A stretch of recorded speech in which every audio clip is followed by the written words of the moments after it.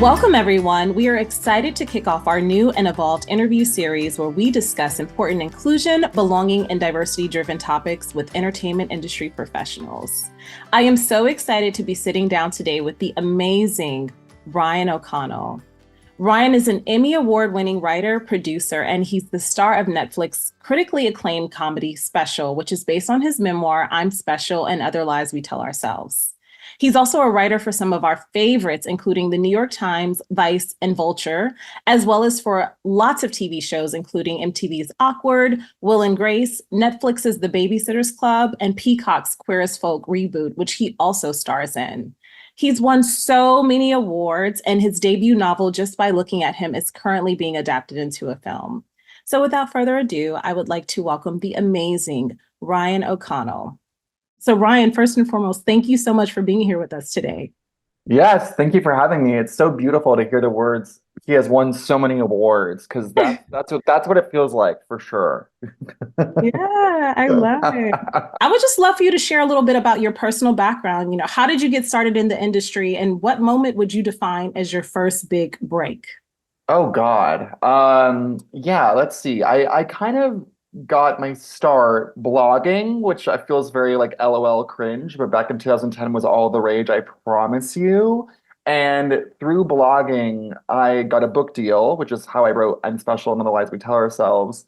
And I moved to LA in 2013 to write for TV because I kind of was reading the tea leaves and I was like, okay, I am successful in New York, quote unquote. I have a book deal, I blog, and I make $2 an hour. So like something's got to give. Something's got to give. So I've always been really into the medium of TV and film. I always wanted to write for it. I was always really intimidated because I wasn't connected. And honestly, like the traditional pathways to breaking into the business, like becoming a writer's assistant or just a regular assistant, like, honey, like, you don't want me to get your coffee. Like, bad things are going to happen. So I was really, really intimidated by breaking into the business. And I feel like I have to tell this story behind Bulletproof Glass. I came to LA, and within 2 weeks, I had a meeting on that show, Awkward, on MTV, and I got the job. So, like, I got a job very, very, very quickly, which is really, really unusual. And it was so funny because I realized just how unusual, because after Awkward, I didn't work for like a year and a half. It was really exciting. It was crazy because I was entering a whole different world, the world of TV and film, which has its own bizarre quirks and rules. And I felt like very much like a fish out of water. Like, I just came from New York and now I'm like here at the Paramount lot, drinking an ice blended mocha from Coffee Bean & Tea Leaf and breaking story, even though I can't really break story because I don't really know what I'm doing. So there was like a steep learning curve. I was really naive to how it all worked. And I think that being so naive actually kind of worked in my favor. Like, I moved to LA, back in the day when I moved in LA, 2013, you would still kind of like structure your life around like pilot seasons. So like things would staff in May and June for the network TV shows. But obviously the landscape has changed and like no one really cares about that anymore. So I moved in August. So like I missed the train. Like I sat down with my agent and they're like, you should have moved here 3 months ago, right? And I was like, really? I had no idea what I was doing. I felt like if I knew more about the landscape and how the sausage got made, I would have become a vegan. I would have become too scared to even pursue. So I feel like, I don't know, in a weird way, I was just sort of like, I think me not knowing anything was an advantage. No, awesome. Well, and I'm definitely not a New Yorker, but I lived in New York for 6 years. So I can imagine, moving from one coast to the other really had its advantages in terms of your thought process. So with that said, kind of taking it back to you being from New York and moving from New York to LA, how has your upbringing inspired or, shaped who you are today and the type of projects that you accept? Oh, interesting. Okay, so actually, I didn't grow up in New York. Actually, I grew up in Ventura, which is an hour north of Los Angeles. I was sort of a kind of rare blue-collar beach town. I'm a California baby through and through. Like, I remember discovering Joan Didion when I was 21, and I could not get enough of her, like, writing about, like, the Santa Ana winds and, like, the freeways. But, I had to do my time in New York as one does. I always say New York is fun if you're 21 or you have $21 million. And once I aged out of being 21, I knew it was time to go. I feel like I'm just always attracted to things that are personal. I like the setting doesn't really matter to me. but I'm always drawn to things that are kind of taboo or have any kind of stigma around it. That's why I've been kind of in my gay disabled era for so long, because there's so much that we still haven't talked about. And I Yeah. think that's what really, really excites me. The thing is that like embarking on any new writing project is literal hell on earth. And I feel like, and the odds of it actually working out or seeing the light of day is so medium rare that like I have to make it worth my while. Do you know what I mean? Like Yeah. part of me just wishes I was like a company man and I just like went beep bop boop boop boop into the algorithm and like delivered like, a show about a girl with magical bangs to ABC, but like I don't really work that way, unfortunately. I can imagine it's not always easy to really just like walk to the beat of your own drum, you know? It's just hard because I feel like, there's a lot that's always said about building a career, becoming successful, getting to make that thing that you've come here to do, right? I Yeah. don't think anyone really talks about what happens after that. And that it's not necessarily like, it's not a linear business. You know what I mean? You don't just go, there are ebbs and flows. When we talk about the long arc of a career, there's just dips. There's dips and there's highs. And it just kind of, you get to a place where you think, oh, if I do X, then it's going to get a lot easier. And I think it's always a little bit hard. And I don't think anyone really tells you that. Yeah. For me personally, there's never been a moment that I've been like, oh, everything feels very stable. Everything feels very certain. I feel like it's going to be smooth sailing from here on out. I feel like you kind of always have to prove yourself because you're sort of always good as your last thing. And so you always sort of have to reinvent yourself. Yeah. And that's the thing I've learned in the last year or two. It's like, oh, like, this is going to be a journey no matter what. Well, with that said, how has it been being a member of the LGBTQIA plus community and a strong advocate for your community, but then also having cerebral palsy, navigating Hollywood? I mean, I feel like when I came to LA in 2013, disability was in 2-point font on the marginalized people list. It wasn't really thought about, let alone being gay and disabled. I mean, people weren't really ready for my intersectional jelly. Yeah. But yeah, it's interesting. I mean, getting to do special the way that I wanted to make it was incredible. Having that kind of creative power was amazing. But special's been off the air now for 2 years, and there's sort of no real air. There's still, in terms of disability representation, it's still tumbleweeds down the 405. Do you know what I mean? So that's a little frustrating. Again, talk about not linear. Like the progress is not really linear. Like, I always want there to be more. There should always be more. Especially now, I feel like there's been kind of a weird regression, I think, with all the mergers and the panic in the industry. I think people are going back to like, Leah Remini plays a nagging wife to Kevin James. Like, let's do that again. You know what I mean? And so in terms of yeah, and then in terms of like the gay stuff, I always try to make gay things for gay people. I'm not trying to hold anyone's hand because no one held my hand. You know what I mean? It's sort of like I don't want to explain my identity. I don't want to explain my existence. I want people to be parachuted in and buckle the fuck up. So yeah, that's kind of been my MO in terms of navigating gayness in my work. It's sort of just like, don't explain, just exist. I love that. Parachute in and buckle up. I love that. I think that's how Yeah, we should embrace life in general, you know? Um, exactly. well, with that being said, I would love to know how did it feel when you had the opportunity to, film special and just go through that process? Like, what did that mean to you in that moment? And looking back, do you feel any different? We'd gone out. We pitched it as a half hour in 2015. People liked it, but they passed. I mean, it was in retrospect, it was a psychotic pitch. Like I'm not surprised that people got cold feet in terms of making an offer. But then I went to this digital incubator within Warner Brothers called Stage 13, and they had commissioned me to write 8 15-minute scripts.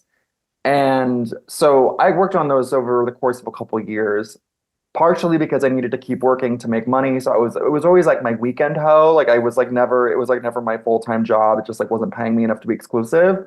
And then also I was like figuring out how to arc out an entire season of television. I was still a relatively new writer with TV and film, so it was actually very challenging. It was like very like me, Claire Danes, and Homeland, like trying to like figure it all out.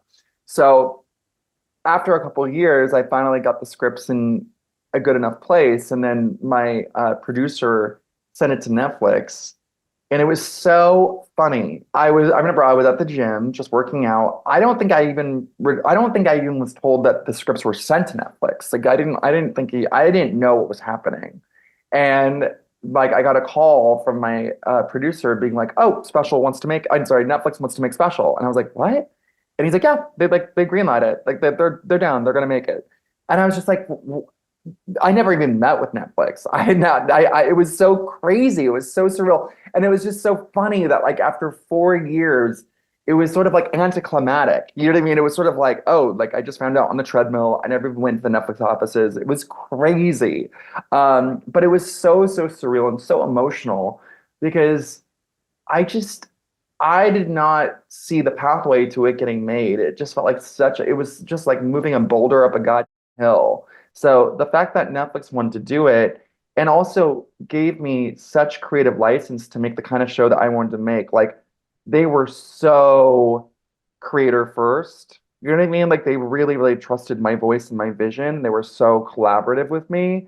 And I mean, because I was making this sort of like kind of sweet sitcom about an underdog, but also like showing graphic anal sex scenes. It was just sort of very unusual. And I give Netflix a lot of credit for just kind of trusting me completely to do what I wanted to do. And I didn't take it for granted then, and I certainly don't take it for granted now because I just feel like I almost like snuck in through the back door while the bouncer fell asleep. Do you know what I mean? You Yeah. weren't necessarily even thinking of yourself to being the star of the show, correct? Oh, no. I was never supposed to star in it. I was just imagining myself, hanging outside of Easter seals with a net trying to catch a gay guy with a limp. I mean, like it literally, I was just sort of like, it was never in my brain that I would be starring in this. And then honestly, it came down to like budget. It was sort of like budget and necessity of like, well, you're here, like we know we can get you for cheap. Why don't you do it? And it was so funny because it was just talk about unusual going from never having acted before to starring in this show that I had never thought of myself as a star.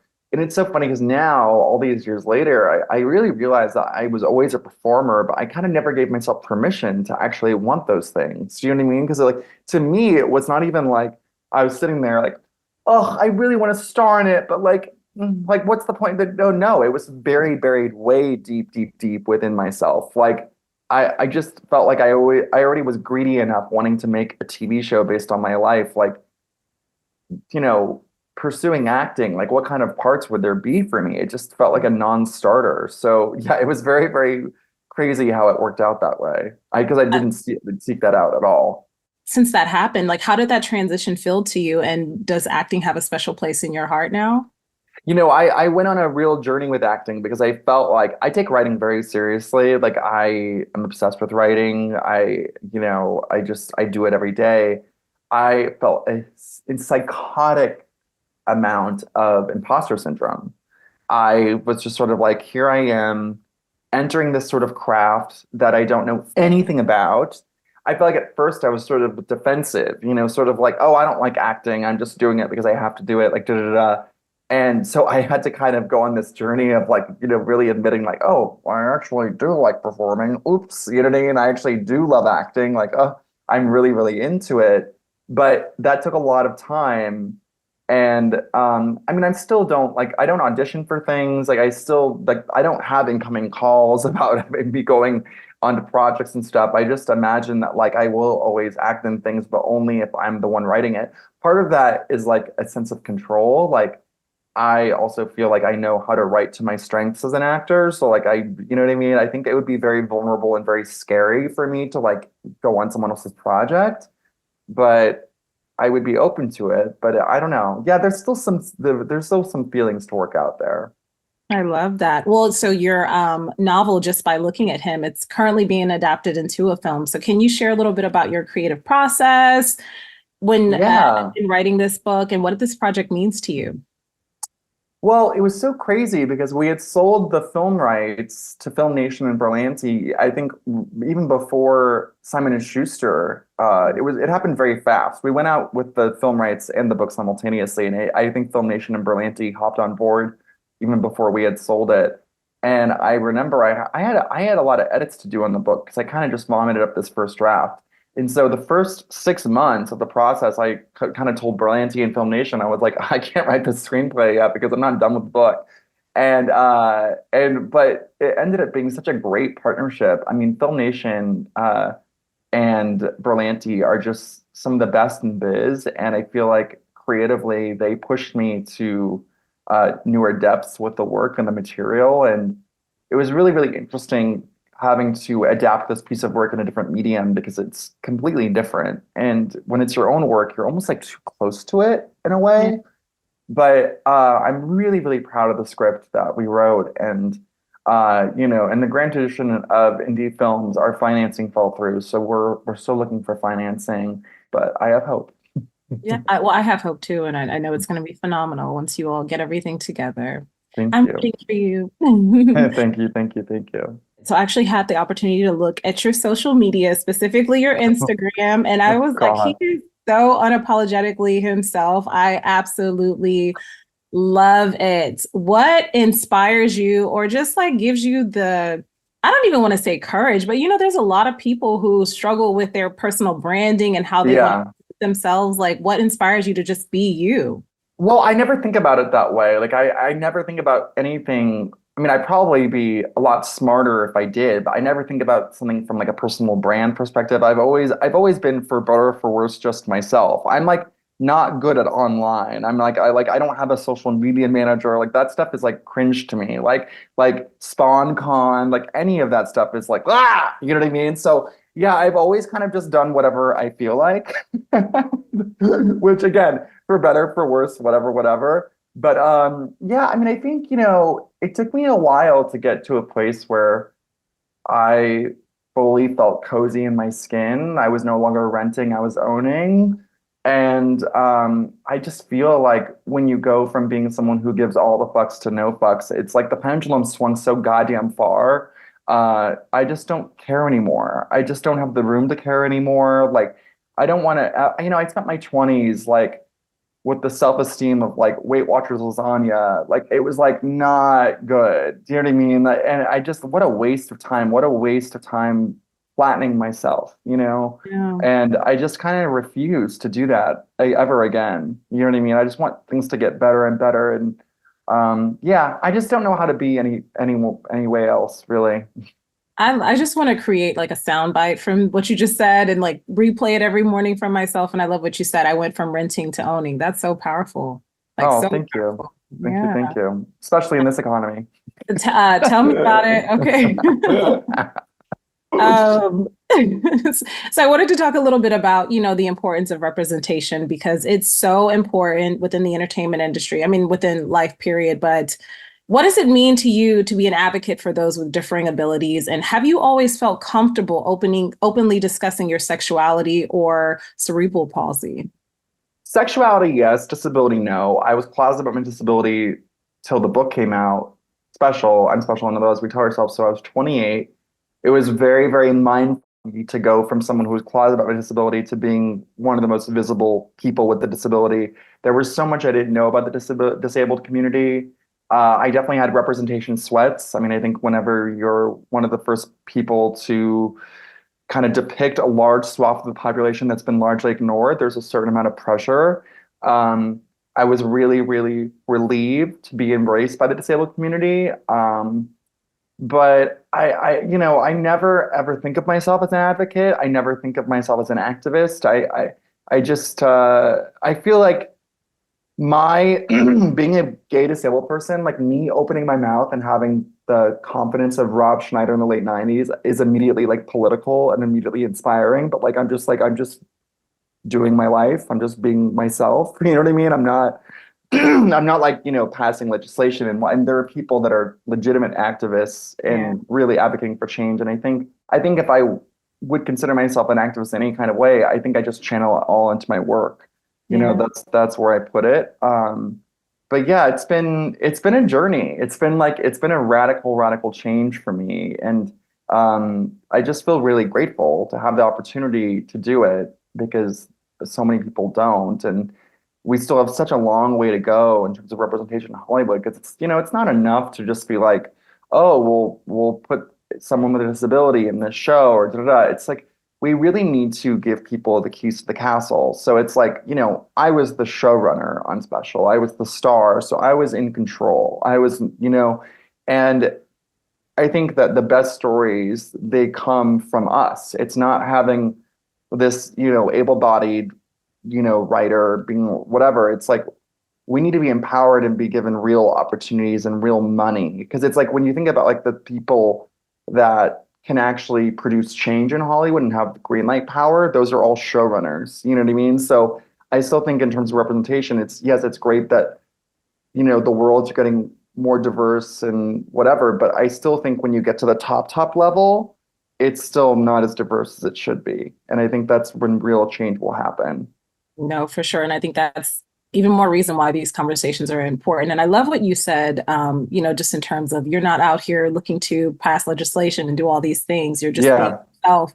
And I think that's why, for me, I'm so passionate about spreading the message of the importance of being your authentic self, right? And we all have a light within us. And when you let that light shine, you'd be amazed to see what the end result is. So thank you for sharing that. Yeah. of course. So as a creative, I would love to know, what do you do to stay motivated? Like when you get knocked down or you feel discouraged, what Yeah. do you keep yourself motivated? I have a mortgage that helps. Tell me about it. It really gets me up every day, pulls me up by the bootstraps right there. I don't know. It's very, very interesting. I went through a interesting period about a year ago where I'd come off of 3 years of being insanely productive. I had made Special, I wrote a novel, I went on to do Queer as Folk. I was like on the treadmill, just like going as fast as I could. And it was a really fruitful time for me, right? And I couldn't believe it. Then the financing for my film fell through, Queer as Folk got canceled. And all of a sudden, it felt like I was starting over. And it was really like, oh my God, holy, it was so jarring. Not only that, but for the first time in my God life, I felt tapped out creatively. I had been so productive and so prolific those last few years that I felt like I had sucked out my brain with a straw. And I was like giving full soft serve chopped salad brain. Like I just like didn't have anything. I just was like a hollow, corn husk of a human.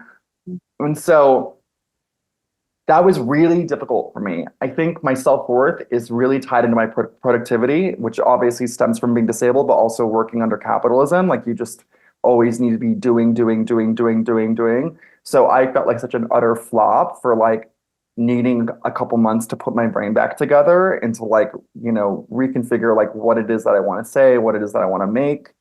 I don't know. I think like in terms of being productive and getting yourself back up. I mean, I love what I do so much. I don't know what else to do. There's so many stories that need to be told. I just feel like that is what sort of drives me. You know what I mean? And I've had to really, really like learn to be kinder to myself when I'm not feeling as fruitful or I'm not feeling as creative, because that's also part of it. It's all part of the process. And I've had to really, really disentangle my sense of self with how I'm doing in my career. Because at the end of the day, it's a living, but it's not a life. I think I got really wrapped up in that, which I think is really, really common to do, especially in Los Angeles, which is a town with zero texture. Well, I can't wait to see what's next for you. And I can't wait to watch more. Oh, So, thank you. I would actually have three last questions for you, and these are Sure. actually some of my favorite. What piece of advice would you give to other aspiring writers who, just may be looking to pursue their dreams, but they don't even know where to begin or where to start? Well, in terms of writing, you have to write. That's the most obvious thing. A lot of people are writers who dot dot dot don't write, so that is a problem. I would say don't get caught up in so much of what you think is expected of you. I think like especially in this business, like there's always these like fake mandates of like these like the companies are looking for X kind of comedy or X kind of drama. No one knows what the they're doing. If the strikes have taught anyone, it's honey, we're asleep at the wheel. Like the ship is going to crash into an iceberg. So like I just think like just make something that you want to make that is the only thing that, like, you're the only person that could tell this story. I think that's what people need to lean into rather than worry about the demands or the passing fads of the business, is stay true to yourself and also try not to operate out of a place of fear. It's really hard. I going back to that period where I was sort of kind of feeling like I was starting over, even though obviously I wasn't, but that's what it felt like. I was sort of grasping at Coke straws, trying to get certain things off the ground that I wasn't really passionate about.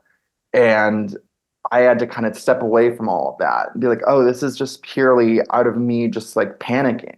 You know what I mean? And whenever you're doing that, whenever you're kind of operating from a place that's inauthentic and not out of this pure need to do this thing, it always shows, in my opinion, or at least it does for me. So just be really, really in touch with yourself and whether or not you actually have passion for this thing, and just, yeah, try not to operate from a place of fear. So what was your childhood dream? And do you sometimes feel like you're living that dream if it was in fact this?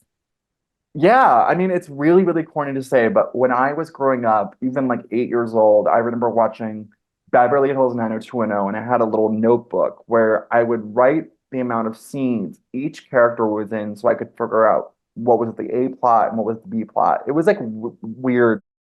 And then I would always watch TV with the closed captioning on so it could resemble a script.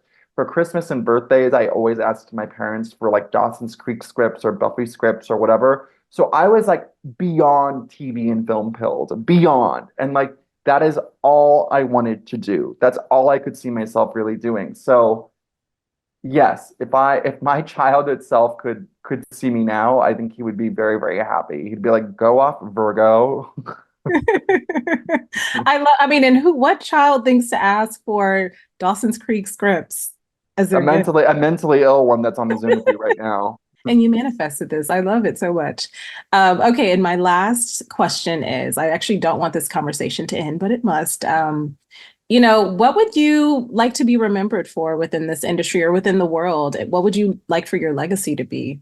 I want people to have, I want my work, it sounds very cringy and corny to say, but I want my work to make people feel less alone. I feel like whenever I work on something, I kind of look at it at the lens of like, oh, this would be a balm for 15-year-old me. This would make younger me so happy to if younger me had this thing, it would have made their life a whole lot easier. I think I really, really operate from that place in terms of making stuff. So yeah, just making work that's like important. I mean, it sounds like so cheesy, but it's true. I want to make things that are meaningful, that push the conversation forward. Again, like I wish I could sell out and just do magical bangs. Like I swear to God, like it would make my life so much easier because the kinds of stories I want to get made are so difficult to get made. And again, you being your authentic self just simply pours into creating material that matters, because Oh, because thank you. of your light that just shines within. So